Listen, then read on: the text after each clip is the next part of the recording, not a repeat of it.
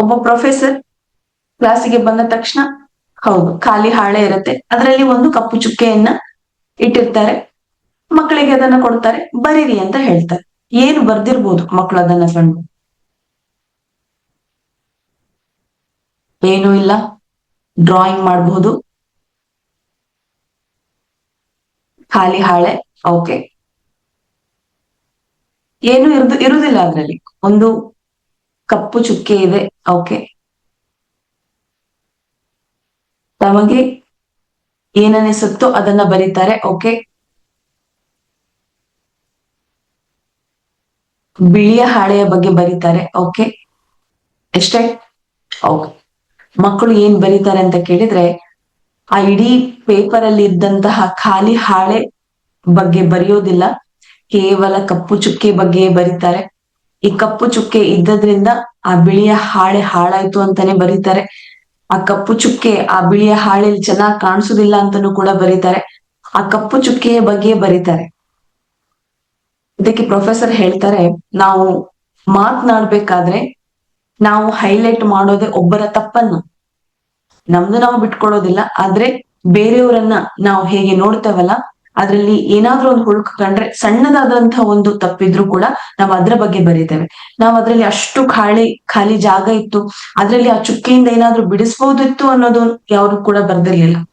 Complete ಆಗಿ ಅದ್ರ ಬಗ್ಗೆ ನೆಗೆಟಿವ್ ಬರ್ತಿದ್ರು. ಸೊ ಲೈಫ್ ಅಲ್ಲಿ ಕೂಡ ಹಾಗೆ ಬಹಳಷ್ಟು ಸುಂದರವಾದಂತಹ ವಿಷಯಗಳಿರತ್ತೆ ನಮ್ಗೆ ಮಾತನಾಡ್ಲಿಕ್ಕೆ. ಆದ್ರೆ ನಾವೇನ್ ಮಾಡ್ತೇವೆ, ಒಂದು ಕಪ್ಪು ಚುಕ್ಕೆಯನ್ನ ಹಿಡ್ಕೊಂಡು ಅದನ್ನೇ ದೊಡ್ಡ ಸಮಸ್ಯೆಯನ್ನಾಗಿ ಮಾಡಿ ಲೈಫ್ ಫುಲ್ ನಮ್ದು ಸಮಸ್ಯೆ ಇದೆ ಅಂತ ಹೇಳಿ ನಾವು ಯೋಚನೆ ಮಾಡ್ಲಿಕ್ಕೆ ಶುರು ಮಾಡ್ತೇವೆ.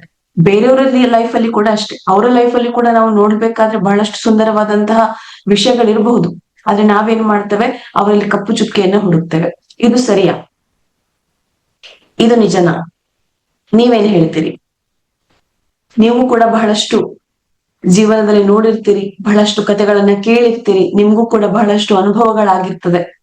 ನೀವು ತಮ್ಮ ಲೈಫ್ ಅನ್ನ ಹೇಗೆ ನೋಡಿದ್ದೀರಿ, ಬೇರೆಯವರ ಲೈಫ್ ಅನ್ನ ತಾವು ಹೇಗೆ ತಗೊಂಡಿದ್ದೀರಿ ಅಲ್ವಾ? ಈ ತಪ್ಪನ್ನ ನಾನು ಕೂಡ ಮಾಡಿದ್ದೇನೆ ಅಲ್ವಾ? ಸೊ ನಮ್ಮ ಸಮಸ್ಯೆಯಲ್ಲಿ ನಮ್ಮ ಜೀವನದಲ್ಲಿ ಬಂದಂತಹ ಸಮಸ್ಯೆಗಳನ್ನೇ ದೊಡ್ಡದು ಮಾಡೋದಿರ್ಬೋದು, ಅಥವಾ ಬೇರೆಯವರ ತಪ್ಪನ್ನೇ ಹೇಳ್ತಾ ಇರ್ಬೋದು.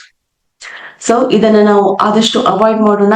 ಸೊ ಹಾಗಾಗಿ ನಾವು ಇವತ್ತಿನಿಂದ ಒಂದು ಚಾಲೆಂಜ್ ಮಾಡೋಣ. ನಮ್ಮ ಸುತ್ತಮುತ್ತಲಿರುವಂತಹ ಒಬ್ಬ ವ್ಯಕ್ತಿಯ ಬಗ್ಗೆ ನಾವು ಒಳ್ಳೆಯ ಮಾತನಾಡಿ ಅವರಲ್ಲಿರುವಂತಹ ಒಂದು ಕೆಟ್ಟ ಗುಣಗಳನ್ನ ಬದಲಾಯಿಸಿ ಒಳ್ಳೆಯ ವ್ಯಕ್ತಿಗಳನ್ನಾಗಿ ರೂಪುಗೊಳಿಸೋಣ ಅಂತ ಹೇಳ್ತಾ, ಅದ್ರ ಜೊತೆಗೆ ನಾವು ಕೂಡ ಬದಲಾಗ್ತೇವೆ.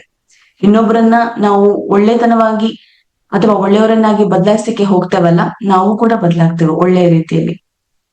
ಸೊ ನಾನ್ ಮಾಡಿದ್ದೇನೆ. Very good sir, congratulations.